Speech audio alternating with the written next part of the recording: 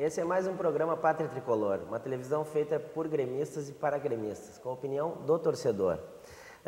Lembrando sempre que a gente gosta muito da participação do internauta, então a gente pede que vocês participem, né? Pelo site, e-mail ou Twitter do programa, né?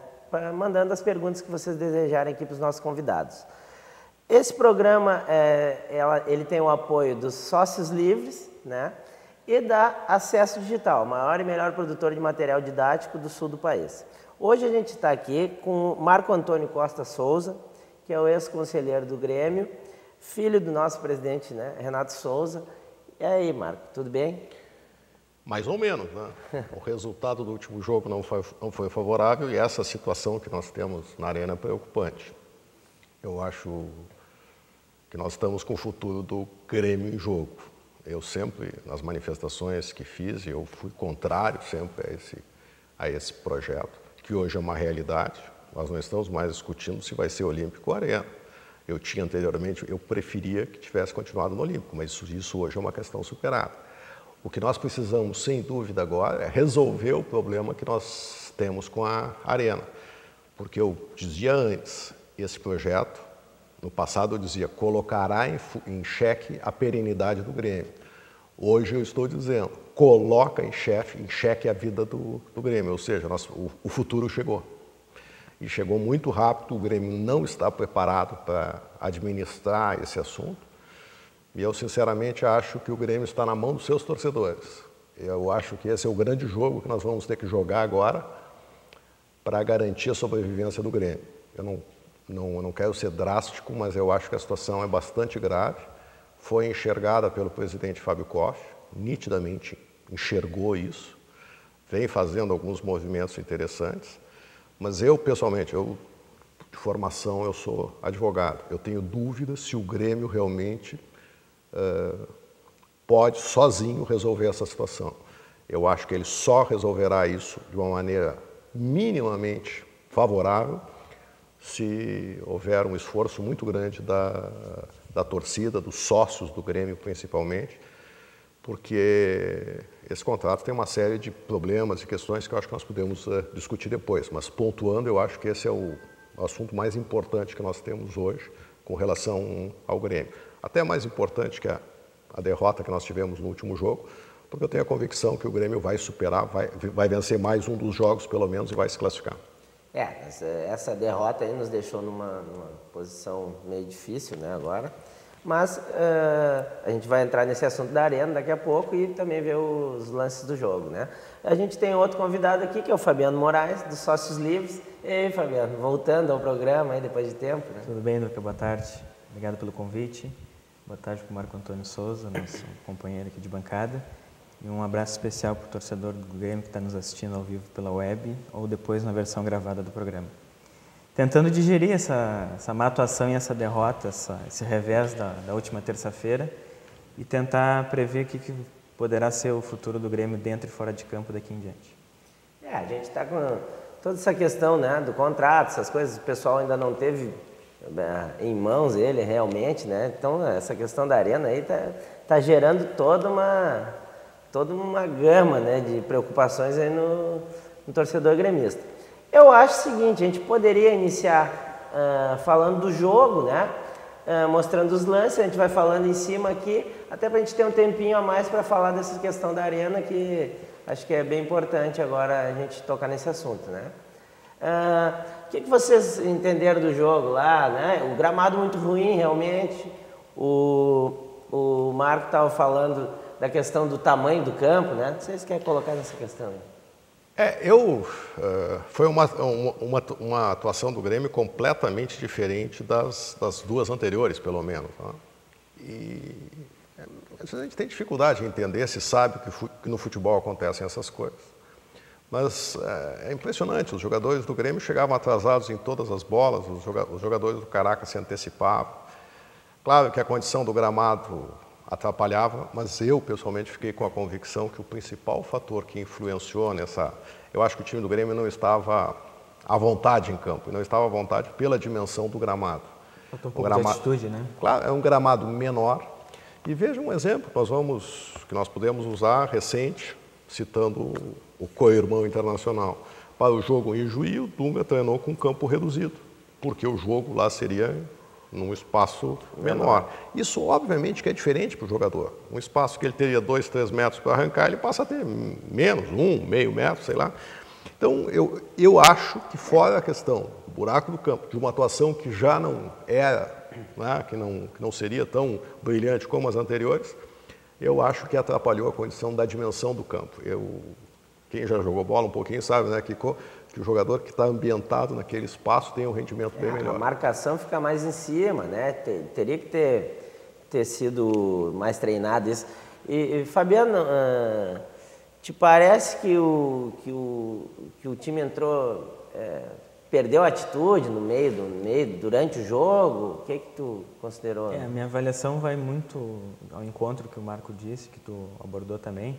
O Grêmio perdeu uma grande oportunidade de consolidar não só uma campanha, mas também consolidar o time, né? Porque existem jogos na Libertadores que a gente aceita, especialmente esses jogos fora, que a gente joga com adversários que muitas vezes estão jogando a sobrevivência e em condições adversas como essa do campo. A gente joga muitas dessas partidas esperando até que o time vá ter uma atuação de razoável para ruim. Mas se espera que a partir de outras virtudes, atitude, entrega e até mesmo concentração, a gente possa compensar uma atuação ruim e consiga trazer o resultado. Então, nesse último jogo, o Grêmio perdeu uma grande chance de consolidar, como eu disse, a campanha, porque praticamente sairia com a vitória classificada no grupo, e consolidar o time que ainda carece de uma mecânica de jogo, de um entrosamento. Então, e o que mais nos causa até uma certa decepção com o resultado, tentando interpretar o que aconteceu, é que o time começou bem, saiu jogando bem, saiu na frente. Me lembrou muito aquele jogo do Milionários do ano passado, na Sul-Americana, onde o Grêmio teve um começo razoável, saiu na frente, administrou uma parte do jogo, foi cedendo terreno para o adversário e não conseguiu conter a pressão e tomar a virada. A Paula Fioravante aqui, né, a nossa internauta aqui, coloca isso. O que deu errado do Grêmio contra o Caracas? Parecia que estava dando tudo certo e no fim deu tudo errado. Né? É uma colocação aqui da o começo foi promissor, né? O time conseguiu se impor. Por isso que nos causa essa frustração, porque nós tínhamos a perspectiva, tomamos aquele gol no final do primeiro tempo. Pode ser um acidente de percurso, a gente volta agora no segundo, com a mesma concentração do início do jogo, onde o Grêmio conseguiu abrir o placar e mostrar um domínio das ações do jogo, um controle, mas não foi o que aconteceu. Marco, não te parece ser uma questão de jockey, né? Tirasse as palavras da boca, eu ia dizer... E daí para te colocar também, o Danilo Ferraz coloca assim, o Moreno tem que ficar no banco, o William José é horrível, ele fala, né? Também é uma questão do Luxemburgo isso, né? Agora vem bem uma coisa aqui interessante. Eu não lembro de um jogo em que o Luxemburgo tenha mexido no time e tenha dado certo. Durante o jogo? No intervalo. Sistematicamente, ele faz alterações que não dão resultado. Eu acho que teve contra o São Paulo ano passado. Mas olha só. Mas é uma exceção. Torcida, né? Lembra aquele jogo do... Isso é uma característica do Luxemburgo. A torcida começa a pedir um jogador, ele vai lá e põe o jogador em campo. Ele atende a torcida independente da convicção dele. Aliás, diziam que na seleção alguém ficava ouvindo o que o Galvão Bueno dizia e ele... Com ponto eletrônico, soprava para ele. Isso dizem. Mas o que realmente nós temos assim, de exemplos desses equívocos na mexida do time, por exemplo, um jogo para mim foi emblemático e custou a classificação do Grêmio direto para a fase de grupos da Libertadores, que da forma como nós passamos, sacrificou a preparação e nós vamos ter o reflexo ali na frente, em maio, junho, por aí. Campeonato Brasileiro. Exatamente. Tomara que a gente possa compensar na intertemporada da Copa das Confederações. É verdade, esse ano tem a Copa das Confederações. Mas tem razão. Teve uma coisa, teve um jogo Grêmio e Botafogo. O Grêmio estava ganhando de 1-0, aos 30 minutos do segundo tempo, ele tirou o Kleber e botou o Wilson. O que aconteceu? O time recuou. Sim. E o Botafogo fez uns gols 46, nos tirou 2 pontos que nos faltaram no final. Os equívocos, e assim, houve uma sucessão naqueles últimos jogos do Campeonato Brasileiro, que culminaram com aquela escalação equivocada no Grenal, que mais uma vez nos custou. Eu ia colocar isso para vocês. Contra o Palmeiras, ele mudou o time na hora, aqui naquele jogo que a gente perdeu aqui de 2-0. Ele não mostrou convicção, pelo que eu lembro, ele começou com 2 atacantes de movimentação e depois foi para 2 centroavantes, 2 referências. Daí nunca casou, né? Contra o Milionários ele mudou o time. Todos os jogos que foram decisivos, ele mudava o time. Parece uma coisa que o Celso Roth fazia nos Grenais também. Parecia que estava com medo e botava um cara para jogar mais atrás. Não precisa ter surpresa. Se o time tá jogando bem e está ganhando, tu não precisa criar um fato para jogar um jogo importante. Mantém o time. Eu tenho uma sensação que o Luxemburgo é muito mais um administrador de vestiário, um psicólogo de vaidades, isso eu acho que ele faz bem. Principalmente com um grande jogador. Acho que ele quando faz ele bem teve isso. bons times, ele foi Acho muito que ele faz bem isso. Mas acho que ele é um marqueteiro por excelência, né? Media training. E tem todas essas questões que já envolveram ele na seleção e outros clubes, desse tipo de transações que se termina fazendo nos clubes em que ele está. Eu não posso dizer que há alguma irregularidade nisso, mas é uma coisa assim que causa estranheza, pelo menos. Eu vou só botar em dia aqui dos internautas, né? O Antônio Carlos dizendo, será que dessa vez o Fábio Aurélio realmente estreia? Parece que ele teve um desconforto na panturrilha e já não vai estrear. O Carlos Lenuz aqui falando que sou contra o nosso apresentador aí, né? Sou contra os titulares no Ruralito. E se lesionarmos alguém como Barcos ou Zé Roberto, ele coloca, né? Então, assim, sobre futebol, é isso que o pessoal está pensando. Eu acho que agora, no segundo turno aí... Pois é, mas tem uma outra coisa que o jogador sem ritmo de jogo... O jogador é para jogar. Não, mas fora... E o time está carecendo de um entrosamento, isso, né? Não, mas fora... entrosamento... mas o ritmo de jogo é diferente. E Maradona. O único setor que o Grêmio não mexeu esse ano foi o meio de campo. O ataque é novo e a defesa tem 2 peças novas também, lateral esquerdo e zagueiro central. Então o Grêmio tem que botar esse pessoal para jogar. Outra coisa aqui que eu vou falar em defesa, tem uma grita muito grande sobre o Cris, né?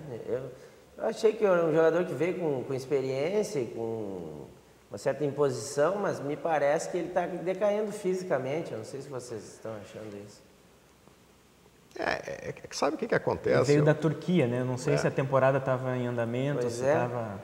É que jogador, a gente precisa saber o seguinte, a preparação física é uma linha ascendente, não é? Quando o que se faz? Quando se acelera, por exemplo, tem um jogo como o Grêmio teve, quase numa pré-temporada, é preciso dar um pico, depois baixa e volta a subir de novo, quando o correto seria uma linha ascendente, mais ou menos constante. Então, é difícil avaliar. E uma outra coisa que eu quero dizer para vocês, que eu digo sempre, é muito difícil falar sobre essas coisas sem estar dentro do vestiário. Com isso eu não quero me omitir de comentar, porque obviamente poucos estão dentro do vestiário e aqueles que estão lá dentro não devem falar.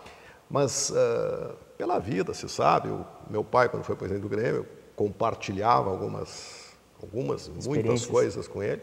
Então se sabe assim, por exemplo, o jogador é trocado, uma vez houve um exemplo clássico desse, um jogador foi trocado na véspera do Grenal. Sim. Por motivos amplamente justificados que se confirmaram posteriormente. Agora, fora, o treinador inventou. Então, essa crítica quanto a deixar um de fora, colocar outro, E ela se acentuou mais pela possibilidade de ter a informação em tempo real hoje, né? Então se difunde muito fácil. Essas versões que muitas vezes não são verídicas, mas repetidas elas se tornam verdade. E vê bem uma coisa, antes o departamento de futebol de um clube era muito mais fácil manter esses fatos lá dentro. Era o presidente, o diretor de futebol, o técnico, o preparador físico, não tinha assessor, não tinha mais nada. Eram praticamente essas pessoas. Então, um segredo em 4 é muito mais fácil de guardar do que um segredo entre 10, 20, como termina sendo hoje. Hoje, por exemplo, se fechar um estádio e for um jogo importante, eles vão botar um dronezinho desse lá para filmar o jogo. E aí alguém vai tentar derrubar o drone, né? Então, hoje tem um acesso à informação que tem as coisas boas e as coisas ruins. Eu, pessoalmente, acho que sempre é bom ter acesso à informação. Mas às vezes tem uns prejuízos. Né? Não, só vou sobre o assunto, então eu vou falar aqui os internautas que estão entrando, né? O Pedro Amaro falou que o Grêmio desandou no segundo tempo. A Amanda Becker falando do Cris também, que ele deu aquele depoimento que o time entrou relaxado. E o Anderson Luquezzi perguntando qual foi o principal erro contra o Caracas. Acho que é isso que a gente está falando, né? Só para citar aqui. Eu acho que, aproveitando o gancho dessa última pergunta, teve o erro coletivo e até individual, né? Porque nós tivemos ali, notar os gols que nós tomamos, falhas individuais de jogadores que poderiam ter dado uma contribuição melhor. O que poderia ser também uma forma de compensar a má atuação coletiva, né? A gente depositar confiança na qualidade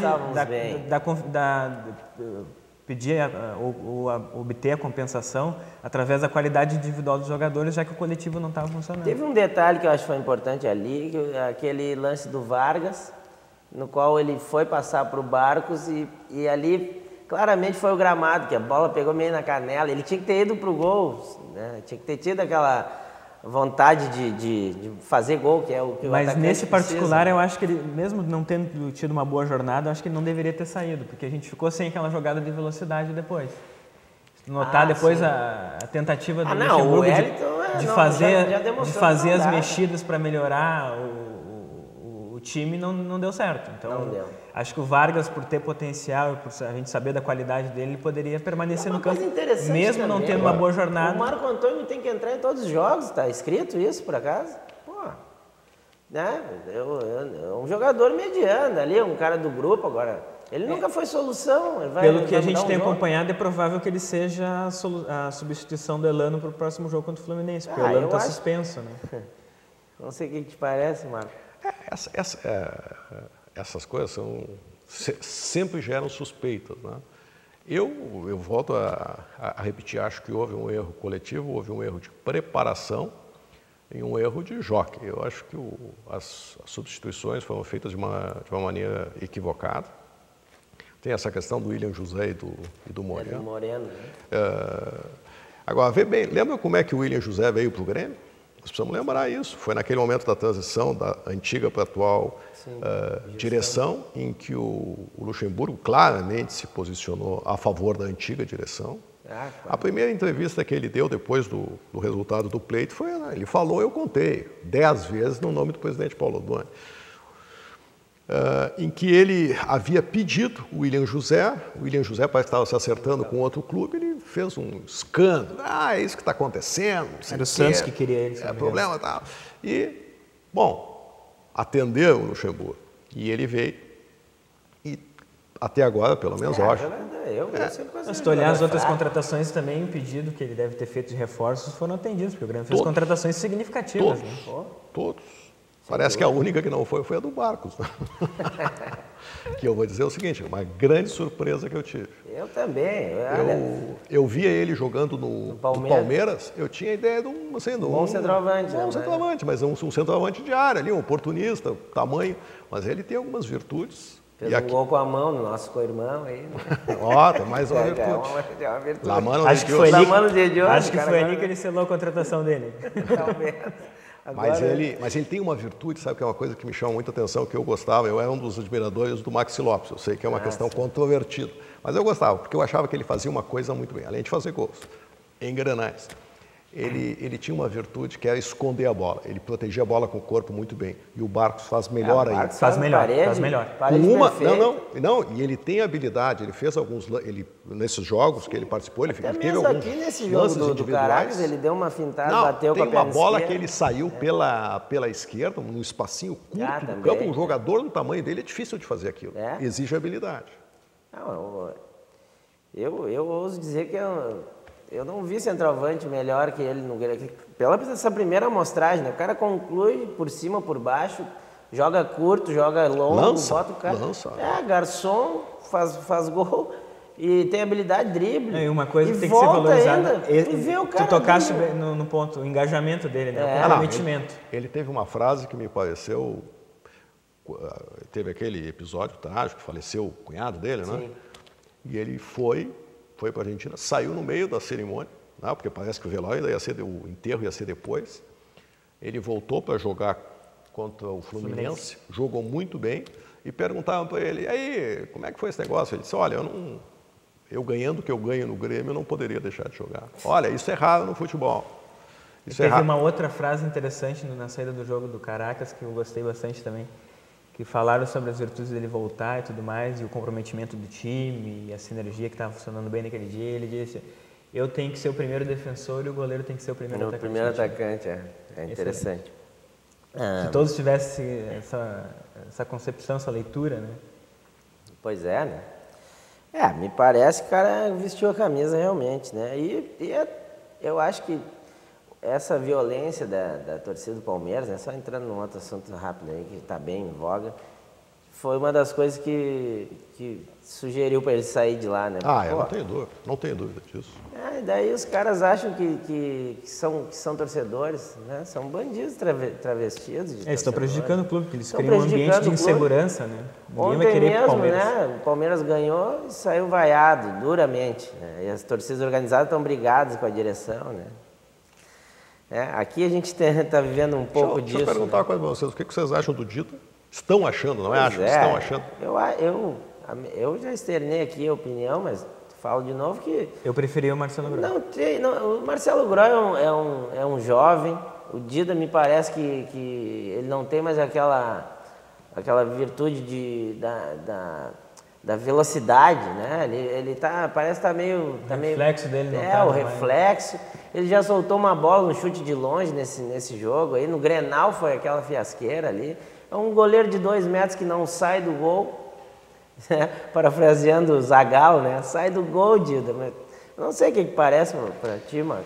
Olha, logo que ele veio, eu era mais contra. Mais contra. Sim. Eu não acho que ele tenha comprometido alguns lances. Aquela bola que bateu no peito, mas ele...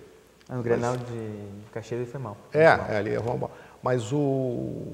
Mas eu acho, sabe o que é que ele agrega para a Libertadores. E ponto final. Eu acho que ele agrega também. Mas nesse particular ele poderia agregar sem precisar ser titular, né? Poderia estar no grupo, mas... eu acho que se fosse Até porque o Grêmio está na Libertadores por causa do Marcelo Groy. Eu sou um dos fãs do Marcelo Groy, assim como eu era do Vitor. Eu achava o Vitor um goleiro excepcional. Eu gosto do Marcelo também pelo fato de ser um prata da casa, né? O Grêmio tem que valorizar, o Grêmio tem que lembrar de vez em quando que tem gente boa na base.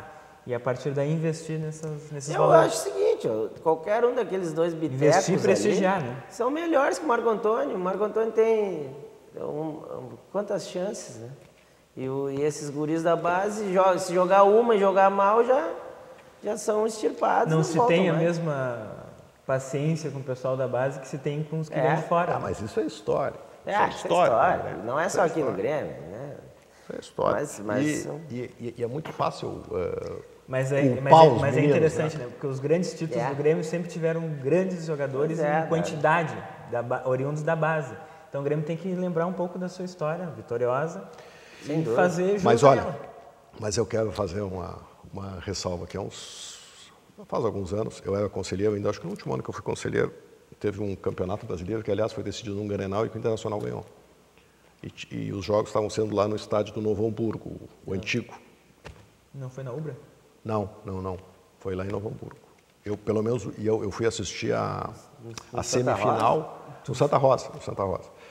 E um dia de noite, até aquelas condições assim, eu disse, eu vou lá ver para ver esse time do Grêmio, o que tem. O grande destaque daquele time era o Fernando Genro, neto do governador. Eu vou dizer uma coisa para vocês, eu não achei nada naquele jogo nele que me chamasse a atenção. Porque... É o mesmo time que tinha o William Magrão também? E teve depois que foi vendido, como é o nome dele? Carlos Eduardo. Meia. Esse me chamou... Douglas Costa? Acho que é o Douglas. Mas, tem o Pessalha, o caso do Pessalha. Mas sabe o que acontece? Por que o Fernando Genro se destacava? Ele é fisicamente muito mais forte que os outros. Então, quando ele está jogando ali, ele se impunha. Era o caso desse está aí no banco aí, Mamute, lá com os menores, tu vê que ele não tem qualificação técnica, assim, né?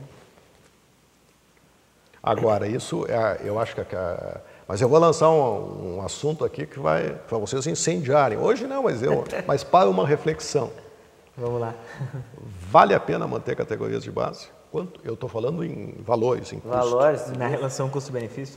Eu acho que sim. Se pegar o seguinte, outro dia eu vi uma informação que um departamento as categorias de base para o Grêmio... Tá, a gente vai refletir, tu já tem opinião?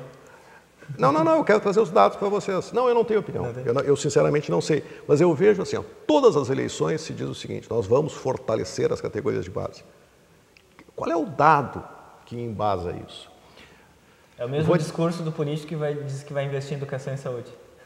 Não, então, mas veja uma coisa, o departamento, as categorias de base do Grêmio, parece que custam ao clube 16 milhões por ano. Fora as outras coisas que... Mais um...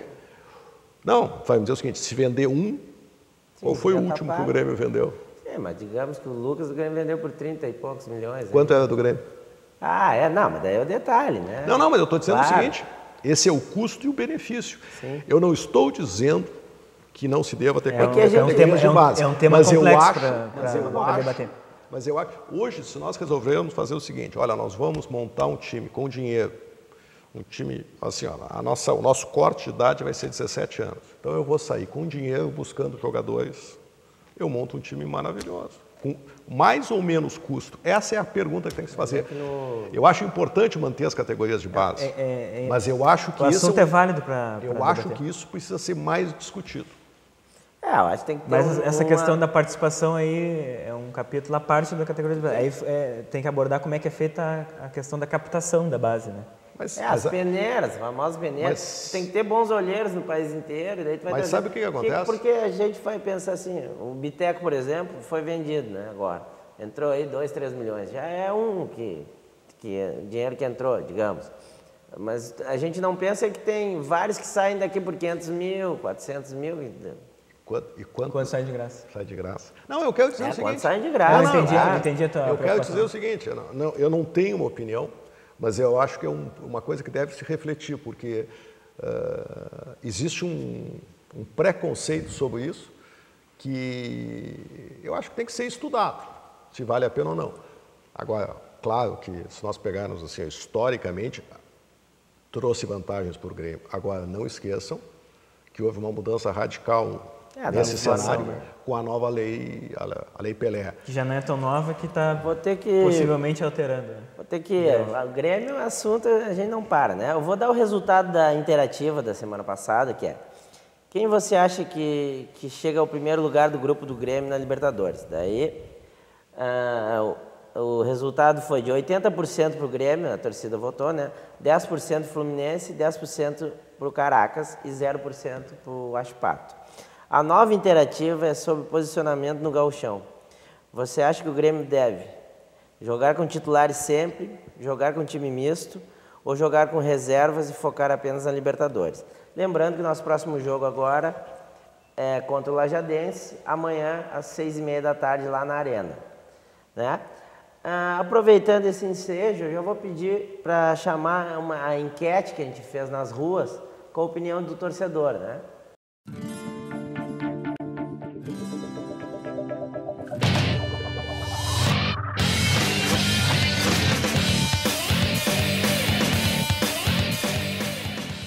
No final do mês vai acontecer a entrega das chaves do Olímpico. Eu gostaria de saber o que tu acha disso. Eu acho que é uma medida correta, porque isso já estava programado para fazer essa entrega. O errado é em querer que continue aqui com o espaço para treino. Não faz sentido porque eles inauguraram o Olímpico em época errada, prejudicaram a recuperação da grama e agora tem que ficar em dificuldade de espaço para treino. Primeiramente, eu acho que é precipitado. Por ser gremista e saber que todo esse imbróglio que está havendo entre a construtora e o clube, eu acho precipitado. Eu acredito que deva ser feita uma revisão disso aí tudo, até para o clube poder treinar lá, ter o CT já pronto e poder, na verdade, poder ir para lá quando tiver tudo pronto. Não ficar essa coisa de treinar aqui, um outro tipo de gramado e ir para a arena utilizar um outro tipo de benefício. Eu acho precipitado. Olha, eu acho importante porque o gramado suplementar ali está sempre bem cuidadinho, sempre tratado, bem tratado, tudo isso. Até o Grêmio fazer outro gramado, outro centro de treinamento para poder treinar e no nível que a arena exige, certo? Vai demorar muito. Eu acho que deveria prolongar mais tempo essa estada do Grêmio aqui no Olímpico. Treinando no Olímpico tudo bem, é bom para ele, né? Mas sei lá, é bom para ele mesmo, treinar no Olímpico. Eu acho que deve continuar treinando. Porque na realidade, né, o Odoni se precipitou, que lá não estava pronto para ser inaugurado. Não tem cabimento, o jeito que foi feito aquilo lá, atropelaram tudo, né? E ele fez questão de inaugurar mais para um lance político, porque na época estava concorrendo e tal, mas deu no que deu, né? O estádio a grama está uma droga ainda. Acho que deveria continuar os treinamentos aqui no Estádio Olímpico, né? Agora, se o contrato que foi feito consta que a chave deverá ser entregue, eles têm que cumprir, né? Foi mal feito o contrato, em tudo foi mal feito. Entregou o que era dele para receber o que não é dele ainda.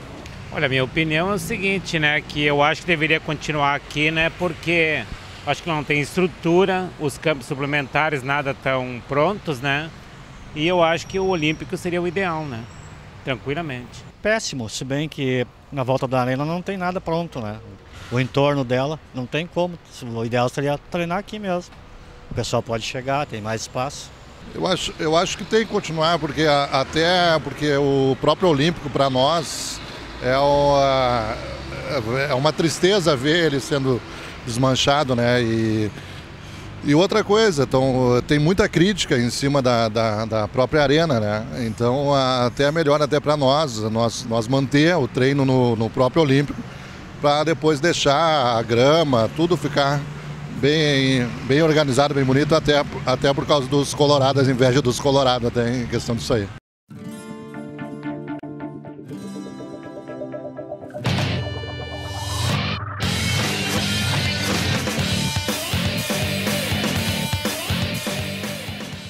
Bem, né? A gente vê que é um assunto, o pessoal ainda está meio assustado com a questão da arena, né? A gente está passando por esse momento aí que está meio conturbado, né? Eu vou pedir para o Marco falar sobre essa questão agora, que ele tem um entendimento bom sobre isso. Só lembrando que o Daniel Vieira, Eduardo Krieger Nogueira e o Emanuel Gonçalves comentaram questões sobre o futebol, né? Que é o time contra o Lajadense, a questão do Fluminense, eu acho que a gente já bateu um pouquinho nisso. E aí, Marco, essa questão da arena aí? É complicada. Eu fico à vontade para falar porque eu me insurgi contra essa ideia no primeiro momento. Eu até acho que cabe fazer um registro, até para ficar gravado, né, como isso aconteceu. Eu não sei se foi no ano de 2006 ou 2007, numa reunião do Conselho Deliberativo, uma reunião convocada, aquelas reuniões praticamente, entre aspas, vamos dizer, comuns, não tinha nenhum assunto relevante. Tem aqui a ordem do dia, aquelas coisas, e depois consta assuntos gerais. No meio da reunião, do nada, absolutamente sem qualquer previsão, o então presidente Paulo Odoni pediu a palavra e começou a falar da construção de um novo estádio que o Grêmio deveria aproveitar para os benefícios da Copa, para construir um novo estádio, que naquele momento se dispunha de recursos, e olha só o que foi dito, isso está gravado lá, se construiria um estádio aonde, com tantos benefícios e avanços tecnológicos, que em metade do estádio se poderia fazer um show de heavy metal e na outra metade tem um show de música clássica, um espetáculo de balé, ele disse. Vejam só que produto que estava sendo anunciado. Então foi dito que mesmo que o Grêmio havia sido procurado por um grupo de empresários, me parece que eram os holandeses da Amsterdã. Então ele estava propondo que o Grêmio contratasse essa empresa para fazer estudos a respeito da viabilidade de um novo estádio, dizendo que poderia ser uma reforma do Olímpico, a construção de um novo estádio na Zenha ou a construção em outro lugar. Disse que é um momento de dificuldade financeira do Grêmio, tinha voltado da segunda divisão, que o estudo custaria 300 mil, eu não recordo se dólares ou euros, mas que ele achava que valia a pena porque, enfim, estava se projetando o futuro do Grêmio. Eu acho que foi aprovado por unanimidade, inclusive eu votei a favor da contratação de uma empresa para fazer estudos sobre isso. Superada essa questão, o presidente Paulo Odoni pediu novamente a palavra e disse o seguinte, que o Grêmio estava enfrentando muitos problemas pela questão das penhoras judiciais, das penhoras sobre patrimônio, sobre as penhoras online, sobre as contas bancárias, e que ele precisava mudar isso, criando uma empresa que administrasse os recursos, não ficou claro se haveria transferência de patrimônio ou não, então que ele pediu autorização para criar aquela empresa. Como acontece nessas ocasiões, muito próximo de uma assembleia estudantil, aquela turma famosa e conhecida começou a bater palma, está aprovado, está aprovado, está aprovado. Eu pedi licença. O presidente do conselho, o Mauro Kiniginic, disse, presidente, eu quero um esclarecimento. O que foi aprovado é a criação de uma empresa, essa empresa vai ser uma SA ou uma limitada. Os dirigentes serão remunerados ou não? Vai haver transferência de patrimônio? Enfim, uma série de circunstâncias que envolviam. Então, eu quero saber se o que foi aprovado é a criação da empresa ou de estudos para a criação de uma empresa. O presidente Mauro Kiniginic, percebendo a gravidade da situação, disse, não, foi aprovado a criação, foi aprovada a contratação de estudos para a criação dessa empresa. Eu estava sentado na primeira fila do Conselho Deliberativo, na minha frente estavam os membros da mesa, mais o então presidente Paulo Odoni, o atual presidente da Grêmio Empreendimentos, Eduardo Antonini, e o atual presidente Fábio Koch. Olha que situação. Conversaram entre eles, Paulo Odoni, então presidente Paulo Odoni pediu a palavra e disse, textual, eu quero dizer uma coisa para vocês, abre aspas, o que eu estou pedindo é a aprovação da criação da empresa. Se isso for aprovado hoje, eu vou dedicar 90% do meu tempo ao Grêmio, caso contrário, eu vou cuidar da minha vida. Fecha aspas. Palavras textuais. Exatamente assim. Aquela turma, a claque, obviamente que começou a bater palma, a gritar, aquela algazarra típica de uma assembleia estudantil e não de um assunto com essa gravidade. Está aprovado, está aprovado, está aprovado. Eu pedi a palavra e disse as seguintes palavras para o presidente Mauro Kiniginic. Presidente, deste negócio, e não foi negócio que eu usei, foi outra expressão, em respeito aos nossos ouvintes, telespectadores, eu não vou repetir, deste negócio, entre aspas, eu não vou participar. Eu estou renunciando ao Conselho do Grêmio, amanhã eu entrego a minha carteira. E mandei no dia seguinte a minha carteira e deixei de ser conselheiro. Isso foi em, situando no tempo? 2006 ou 2007, acho que foi 2007. Por quê? O negócio não pode surgir assim. Um assunto dessa importância não pode vir em assuntos gerais de uma reunião do Conselho Deliberativo. Do nada esse assunto surgiu. E começou a ter uma evolução, e deu no que nós temos hoje. Uma situação extremamente grave. No mínimo um imbróglio, né? Que nós estamos não. É muito grave.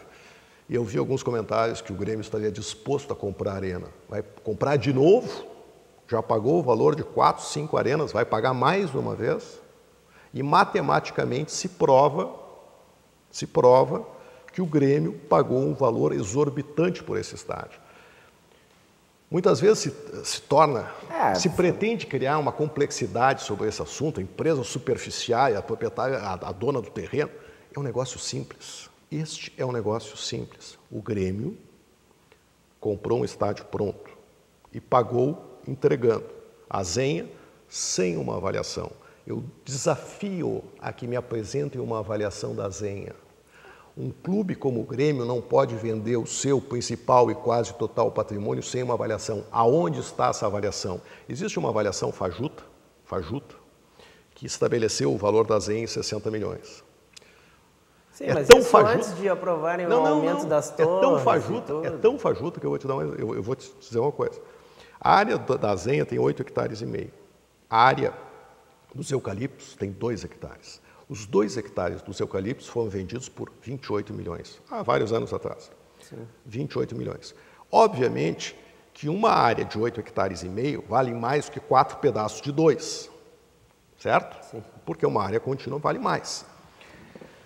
Se nós pegarmos os 28 milhões que foram pagos pelos 2 hectares dos eucaliptos e projetarmos uma regra de 3, simples assim, uma regra de 3, nós temos que a área do Olímpico vale 119 milhões e meio, mais ou menos, aproximadamente. Ora, isso é 2 vezes o valor da avaliação ou de uma outra avaliação que comentam que eu nunca vi, de 80 milhões, 50% a mais. Então, o Grêmio pagou entregando a Zenha, o Grêmio pagou cedendo todos os direitos que tinha sobre a área do Humaitá. E aqui cabe um esclarecimento, a construtora jamais comprou essa área. Essa área, ela jamais poderia comprar. Aquilo é uma área de uma entidade que havia sido doada pelo governo do estado com dois gravames, empenhorabilidade e inalienabilidade, ou seja, não poderia ser vendida e não poderia ser utilizada para o pagamento de dívidas. Essa área, ela só pôde ter acesso a essa área porque através do Grêmio. Sim. Ou seja, o Grêmio cedeu os direitos que teria sobre aquela área. A questão da marca do Grêmio, que aquilo ali valorizou. Não, quanto vale essa área? São 37 hectares, dos quais 8,5 hectares foram desmembrados e vendidos para o Grêmio, aonde está a arena hoje.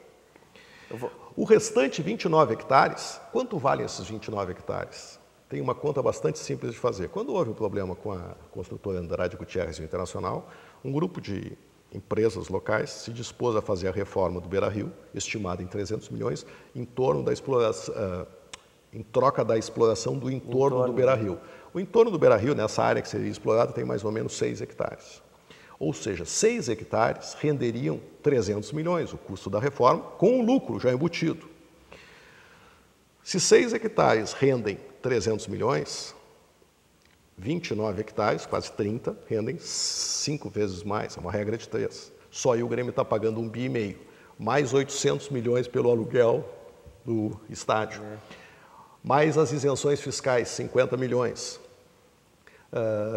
O valor da marca que se chega ao valor, o valor da Zenha, que hoje deve ser em torno de 150, 200 milhões, se chega a um valor aproximado de 2,5 bi por um estádio que deve ter custado uns 600 milhões. Esse é o valor real. Ou seja, o Grêmio pagou 4 vezes mais. Isso é inadmissível.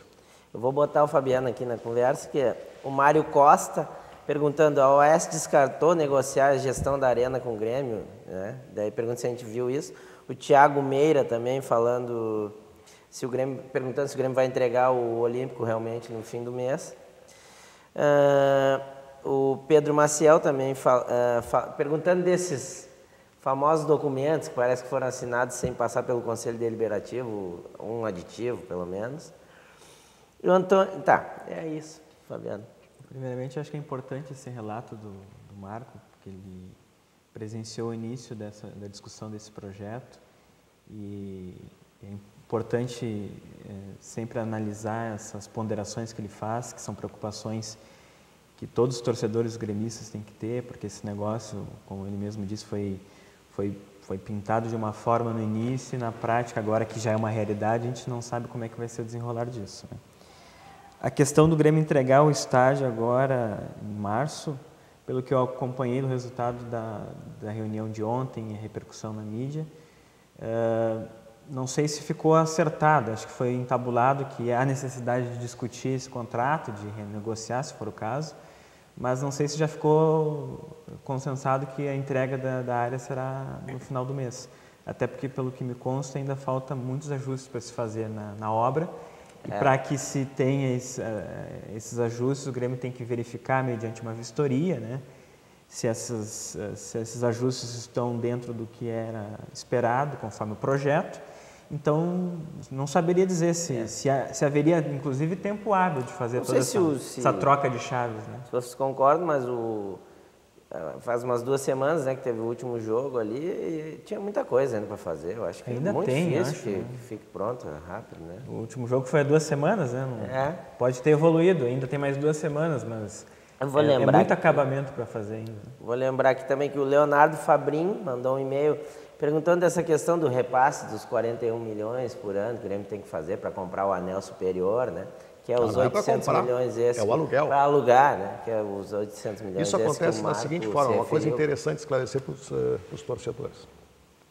O Grêmio precisa pagar 40, 42 milhões, 43 milhões, é um número absurdo desse.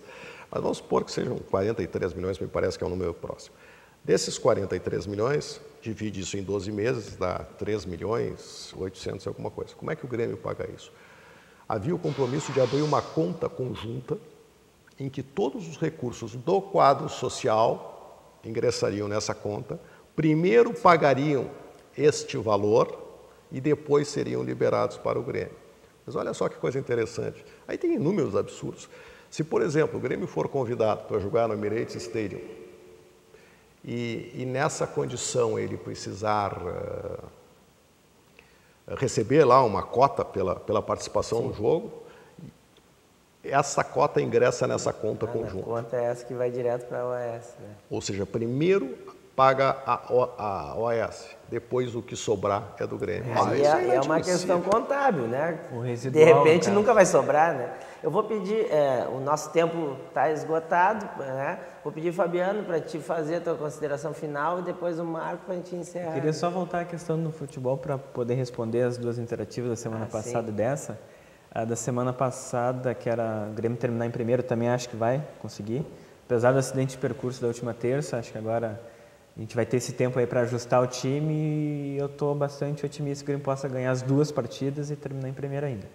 E questão de usar os titulares no Gauchão, acho que é necessário nesse momento, porque o próximo jogo na Libertadores é só no dia 10 de outubro, então tem quase um mês ainda. E até lá são 5 jogos e esses 5 jogos podem servir para o Grêmio entrosar o time e acertar toda essa mecânica de jogo necessária para a prioridade que é a Libertadores. E por fim, agradecer o convite e estamos sempre à disposição assim que convocados. E aí, Marco? Pois é, com relação às pesquisas, eu vou ser sempre titulares, eventualmente algum jogador que tenha necessidade que seja poupado, mas eventualmente. E com relação à segunda iterativa... Questão de terminar em primeiro. Terminar em primeiro. Eu tinha essa convicção antes, eu acho que o Grêmio tem a convicção que classifica, eu não sei se em primeiro ou em segundo. Mas o grande recado que eu queria deixar para o torcedor, e que eu acho que é uma coisa que é uma luta, talvez seja uma nova batalha que nós tenhamos pela frente, os sócios, a torcida, nós precisamos ajudar o Grêmio a melhorar a condição desse contrato. A torcida vai ser fundamental, os sócios são imprescindíveis. Nós precisamos de todos para melhorar essa condição, porque no formato atual, o futuro da nossa grande paixão está comprometido.